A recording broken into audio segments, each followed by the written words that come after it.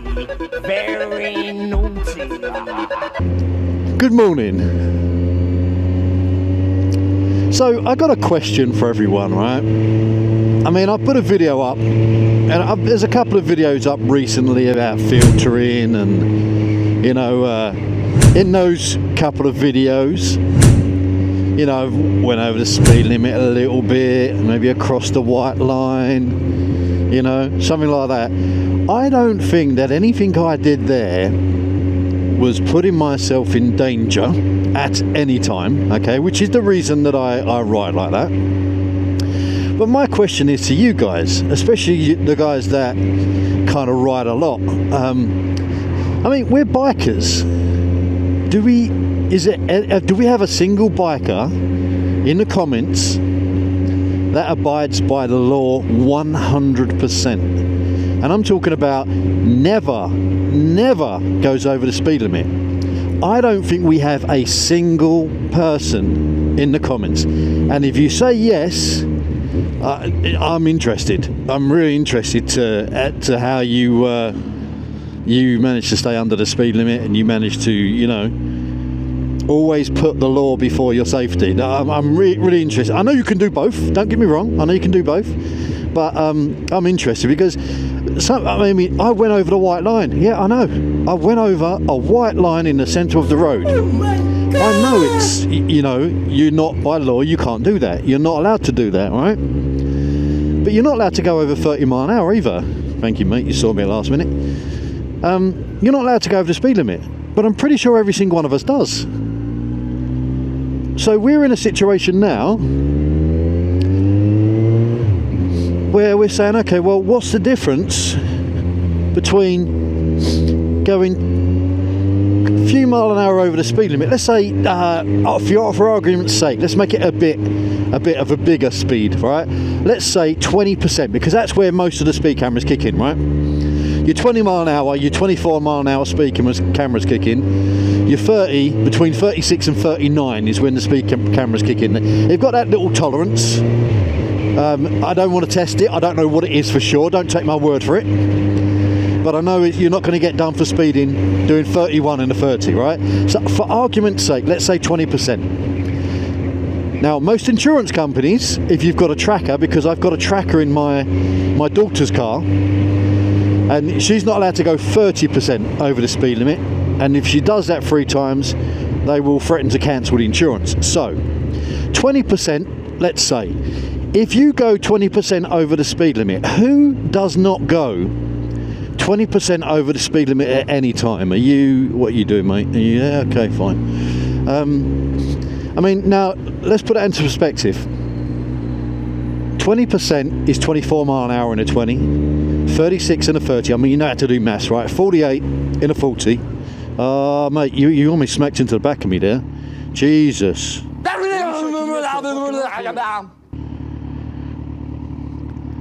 You shake your head, but you fucking can't. Like to make that manoeuvre to the side slightly. You can see his car just there.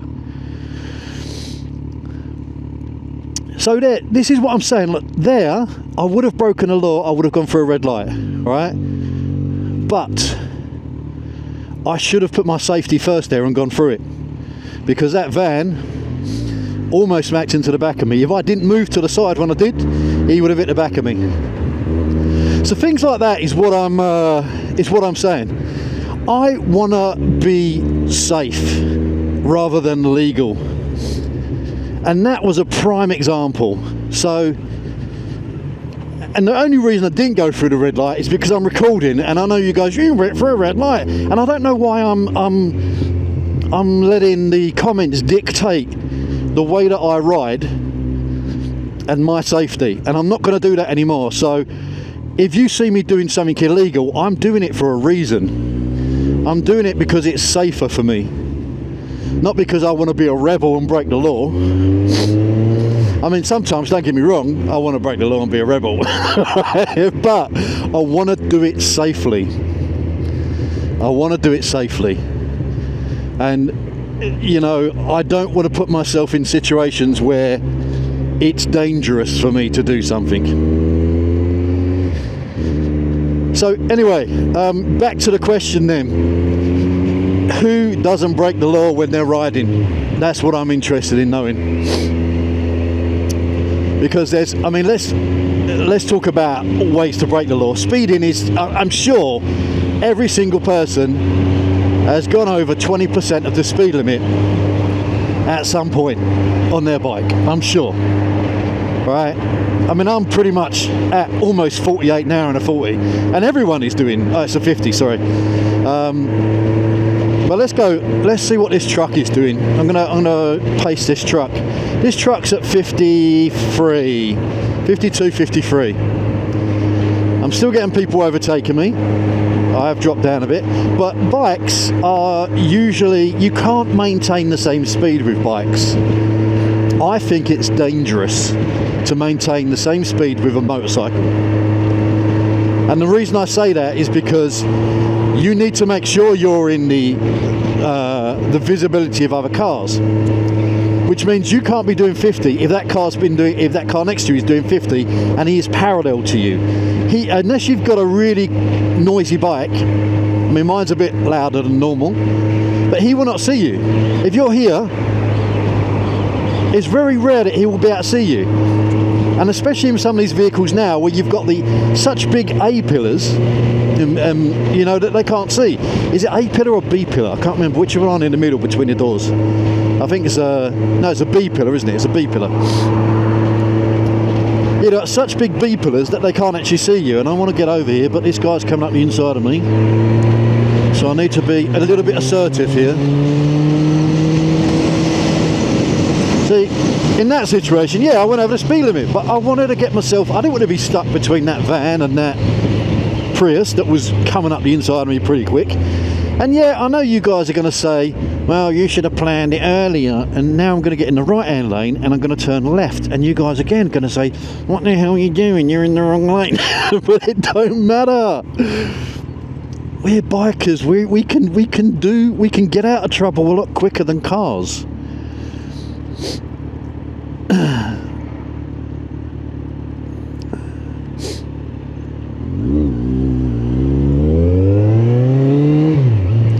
I can get where I need to go, and I can get away from all that catastrophe at the junction or waiting at the roundabout in the queues. I get out of that situation. This guy can't see me unless I hang back a little bit, so I'm going to vary my speed a little bit until I'm ready to overtake.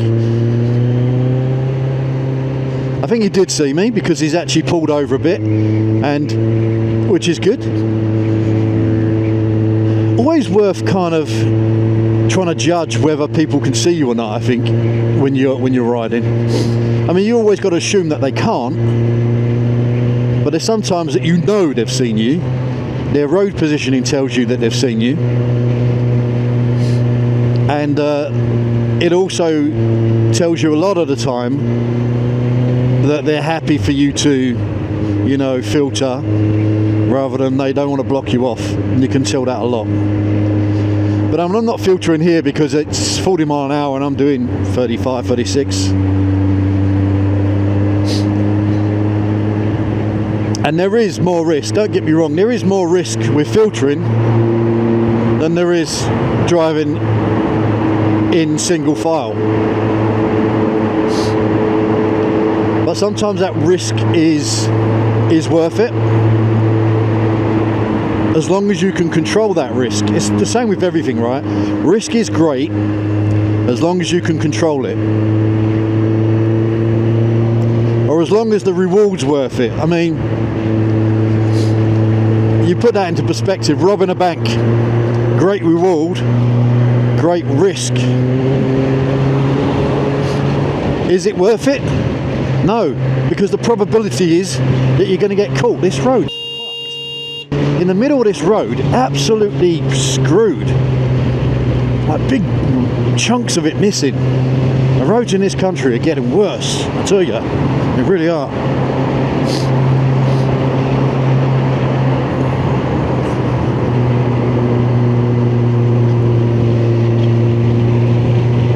So yeah, it's just a quick video this morning. I just wanted to get your perspective on what you do that's illegal. I mean, it's interesting to see. Let's not, I mean, we're a biker community, right? let's not frown on anyone's riding. I watch loads of people ride. There's some great YouTubers out there that give some really good instructional videos. And one of the guys I've been watching recently is, actually I'm not going to say his name, I'm not going to do any shout outs, but he's got a black R1. I mean, you might know who you are. Mr. Rides. But he gives some great instructional videos and tuition. But he likes to have fun as well, like the next man. So, you know, I just think we're all, unless you're a brand new rider, I think as a brand new rider, you should stick to the rules.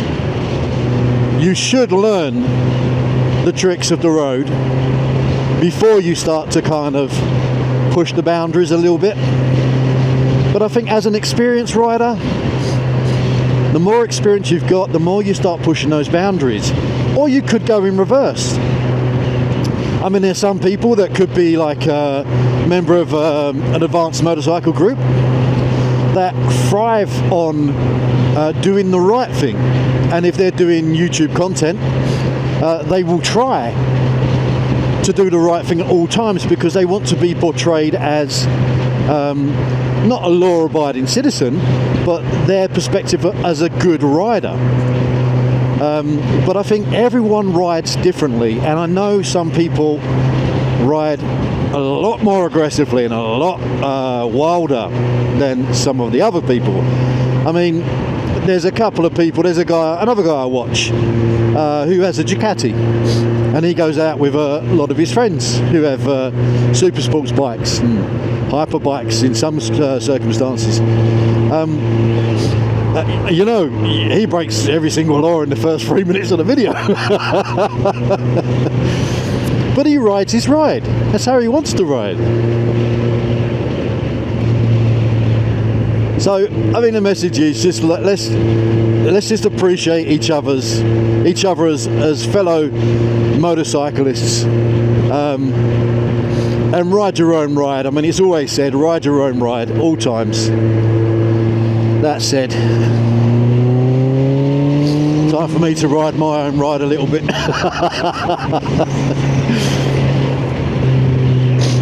Come on, tell me how fast I'm going. Tell me what I'm doing that's dangerous. Until then, I'll catch you later on.